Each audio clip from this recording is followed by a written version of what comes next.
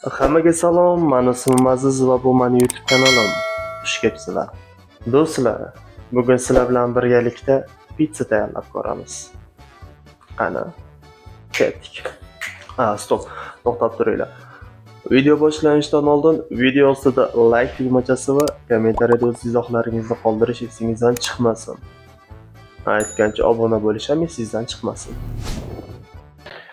Do'stlar, uzr so'rayman, video o'chib qoldi. Xullas nima deyaptim? Xamirimizga ketadigan barcha mahsulotlarni sanab beraman hozir sizlarga. Dro'ja ketadi, 1 choy qoshiq, shakar ketadi, 1,5 choy qoshiq, tuz ketadi, 1 choy qoshiq, 80 mg olivko'yi masala ketadi. Birinchi dro'jani suvga solamiz. Buni yaxshilab aralashtirib va eritib buni dro'jani suvda orqasidan tuzni solamiz. Xamir qiladigan, non qiladigan opalarimiz, singillarimiz, onalarimiz bilishadi buni juda yaxshi. Orqasidan shakar solamiz.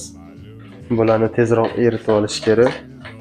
Hozir men tayyorlayotgan xamir 3 dona pizzaga yetadigan xamir bo'ladi.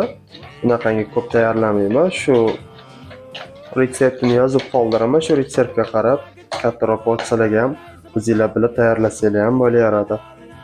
Suvimiz tayyor. Endi unimiz 350 gram bo'ladi. Rovni 350 gram. Bunga suvni quyamiz. Orqasidan olivko'yi masalani ham quyib olamiz. Buni qo'lda ishlaymiz. Buni qo'lda aralashtirib olamiz. Iloji boricha yaxshilab, mushlab aralashtiraveramiz. Qo'lga ozgina yopishadi, keyin yopishmay qoladi o'zi. Xamirni qaranglar. Xamir ko'ryapsizlar. Iloji boricha ko'proq ishlash kerak bu xamirni. Farqi yo'q. Qancha ishlasanglar o'shancha yaxshi, o'shancha qattiq bo'ladi. O'shanda xamir qancha otsanglar ham, qancha yoysanglar ham yirtilib ketmaydi. Bemalol pitsalar ham zo'r chiqadi. Uyingizda o'g'linglar bo'lsa, o'g'linglarga aytsanglar, xamirni tayyorlab berganinglardan keyin mushlab beradi. Yog'i zo'r bo'laveradi. Do'stlar, mana xamirimizga ham ishlov berib oldik. Endi buni yaxshilab rastlab, yumaloq forma berib, taglarini ham so'la qilib, chiroyli qilib ko'ryapsizlar. Iloji boricha cho'k qoldirmasdan bu idishkani qaytarib solib qo'yamiz. Xo'p. Aslida bu 12 soat yoki 24 soat tursa xamir o'ta ham zo'r bo'ladi, mo'shni, yumshoq xamir bo'ladi. Yirtilib ham ketmaydi. Lekin hozir menda uncha vaqt yo'q, men tezroq buni tayyorlashim kerak. Shuning uchun menga 1 soat yoki yarim soat yetadi. Iliq joyda, iloji bo'lsa sal issiqroq joyda ushlaymiz. Yarim soatda ko'pib chiqadi. Yarim soatdan keyin xudo xohlasa pizzani boshlaymiz. Xamirimizga ham strech urib qo'ydik. Xudo xohlasa yarim soatdan keyin pizzani birgalikda tayyorlaymiz. Do'stlar, xamirimiz tayyor bo'lguncha pizzamizni, boshqa narsalarni ham tayyorlab turamiz. Hozir men tovuq go'shtidan pizza qilib ko'rmoqchiman. Shuning uchun menga tovuq go'shti kerak bo'ladi. 100 gram tovuq go'shti yetadi. 100 gram tovuq go'shtiga 1 qoshiq mayonez solamiz. Ozgina soya sos solamiz. Soya sal tuzliroq bo'lish uchun, sal shirinroq bo'lish uchun soya sos solinadi. Buni aralashtirib, keyin pechkaga tiqib yuboramiz. Ko'rib turganinglardek mana tovuq go'shti pechkada 180 gradusda 20 daqiqa pishirib olamiz buni. 20 daqiqaga tiqib yuboramiz. Bo'ldi. Xudo xohlasa xamirimiz tayyor bo'lgungacha tovuqimiz ham tayyor bo'ladi. Hammasini bitta tayyorlaymiz. Xo'p do'stlar, xamirimiz ham tayyor bo'ldi. Endi buni sekin kesib yoyib olamiz. Do'stlar, ko'rib turganinglardek xamirimiz yumshoq bo'rsillagan, zo'r tiniq chiqdi. Agar bu yana ko'proq kamida 12 soat sindirib qo'yilganda xolodilnikka solib bundan ham zo'r bo'lardi, ishoninglar. Bundan ham yumshoq, bundan ham nima desa bo'ladi, mayinroq bo'lardi. Mayli, shu ham bo'laveradi bizga. Endi xamirimiz yana rastlab ikkiga bo'lib, bundoq raslab olamiz. Yumaloq shaklga, yumaloq formani berib olamizda. Qaranglar, xamirni, pitsaning xamirini rastlatganda esingizdan chiqazmanglar. Mana.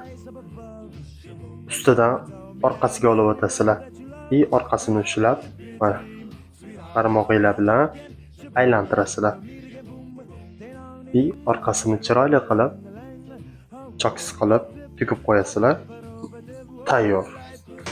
Endi bularni yana bir 5 minutga tindirib qo'ysak, ustini yopib 5 minutga olib qo'yamiz.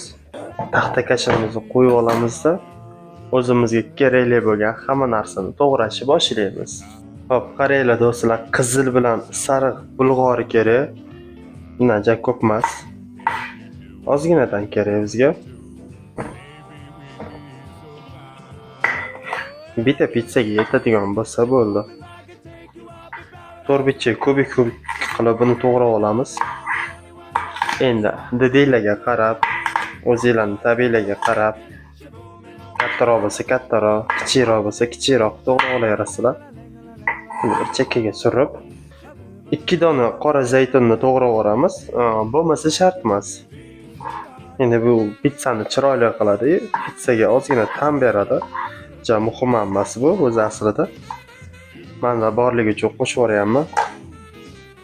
Keyin tayyorlab qo'ygan tovuq go'shtimizni qaranglar, pare-pare qilib kesib olamiz.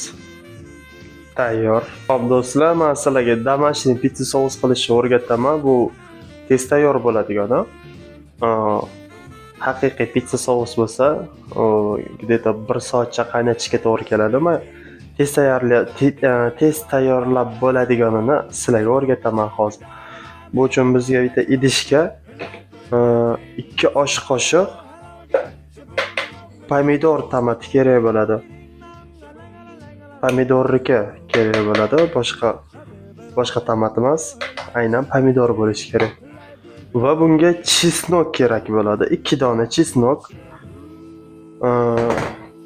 zaytun yog'i, ko'p emas, ozgina. Shu yetadi. Keyin yashil rayhon 2 gramcha solasizlar. Ko'zchama qilib.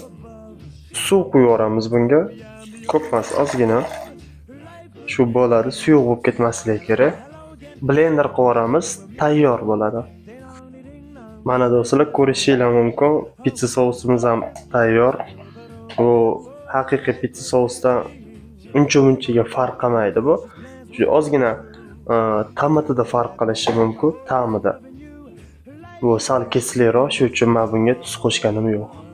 Va do'stlar, xamirlarimiz polni tayyor bo'ldi.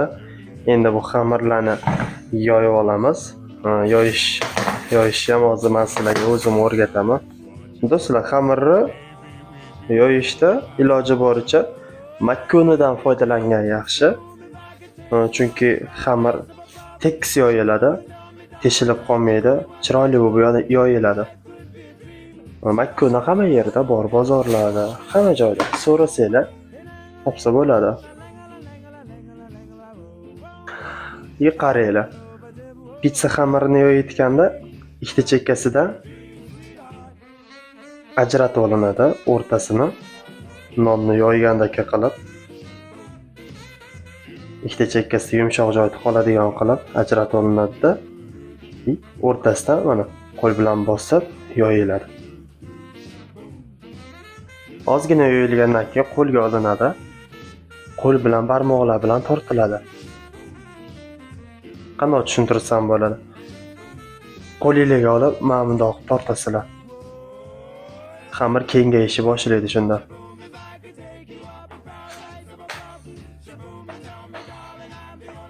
Ko'ryapsizlar, xamirni qancha otsam ham yirtilmayapti. Xudo xohlasa yirtilmaydi. Agar ko'proq turganda bundan ham zo'r chiroyli bo'lardi-yu. Mayli. Shukr qilamiz shunisiga ham. Do'stlar, uje xamirni ko'ryapsizlar. qo'lda yoyganinglarda pizzani xamiri o'zi qo'lda yoyiladi. O'zi yumaloq formasida qoladi bu. O'zini yumaloq formasini saqlab qoladi. Ko'rib turganinglardek. Iloji boricha buni o'rtalarini yupqa qilib yoyish kerak, chunki pishishi qiyin bo'ladi. Keyin pizza o'zi tez pishadigan taom. Agar o'rtalari yupqa bo'ladigan bo'lsa, tezroq pishadi, mazali, karsillab pishadi, zo'r bo'ladi. Duxovkaga tiqib yuboramiz. Xudo xohlasa 5 minutda tayyor bo'ladi. Do'stlar, pizzamizni xamirini ham joylab oldik listga e'tibor bermaysizlar. Bu ishxonada ishlatadigan listimiz. Har kuni zakaz. Shunaqa. Pizza sos, 2 qoshiq pizza sos solamiz va buni xamirga surtib chiqamiz. Keyin ustidan eriydigan sir solamiz. Sirlarni pizzaga o'zi mozzarella sir solinadi. Mozzarella, parmezan bizda endi qimmat bu sirlar. Mozzarella-ku arzon bo'lishi mumkin, lekin parmezan qimmat. Sulugunni ham solsa bo'ladi. Sulugunni yaxshi eriydi, pizzani chiroyli bit beradi. Nima desa bo'ladi, sulugunni uzoq cho'ziladi. Uzilib ketmaydi uncha-munchaga. Shuning chiroyli turadi. Xo'p, paprikalarimizni sovulamiz. Zeytunlarimizni ham chiroyli qilib tashlab olamiz. Va albatta tovuq go'shtimizni qo'yib chiqamiz. Chiroyli qilib. Do'stlar, men o'zingizlar ko'rib turibsizlar, pizza deyarli tayyor. Buni duxovkaga tiqib yuboramiz.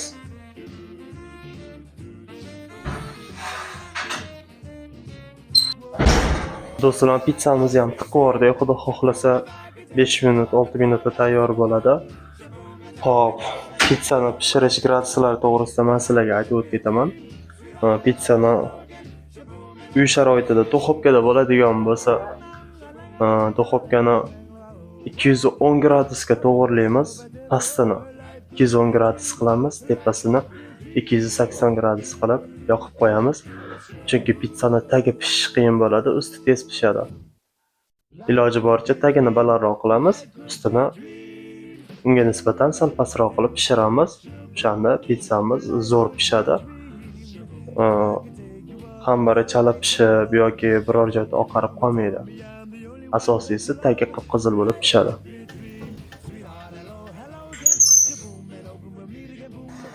Bay, buni qaranglar. Endi buni sekin olib kesib ko'ramiz. Mana. Bismillahirrohmanirrohim deb.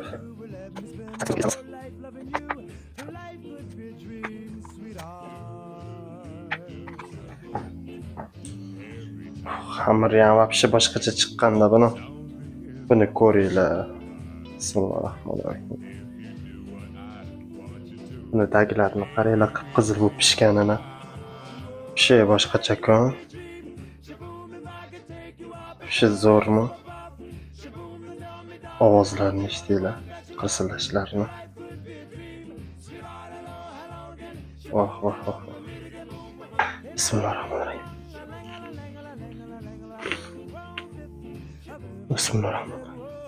Vobshe zo'r ekanlar. Hozir men shunchaki ozgina o'tkazib yuboraman, xayolda yo'q.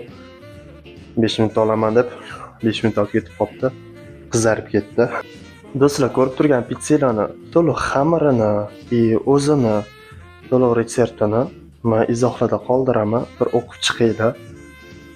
Hozir bu pizza ko'p ayollarimiz ro'zada Ramazon oyi boshlanyapti, o'zi boshlandi ham. Bu video chiqayotgan o'zi boshlangan bo'lishi ham mumkin, xudo xohlasa. Ramazon oyida iftorlik dasturxoniga qo'yish uchun o'ta ham chiroyli, shirin, mazali pizza bo'lib, ko'chadan qimmatga zakaz qilganinglardan ko'ra o'zinglarning uyinglarda bor narsadan qilsanglar bo'ladi. Shunday qilib, xudo xohlasa bundan ham zo'r videolarni qo'yishga harakat qilaman. Ro'zacha iftorlik dasturxoniga mos har xil taomlarni qo'yishga harakat qilaman. Shunchaki sizlar meni qo'llab tursanglar, videolarimga like bosib, kommentariyada o'z izohlaringizni qoldirib, do'stlaringizga jo'natib qo'ysanglar, Xudo xohlasa men ham qo'ldan kelgancha bundan qiziqarli videolar qilishga harakat qilaman. Xudo xohlasa. Pitsa yoqqan bo'lsa bitta like, keyingi videolarda ko'rishguncha xayr.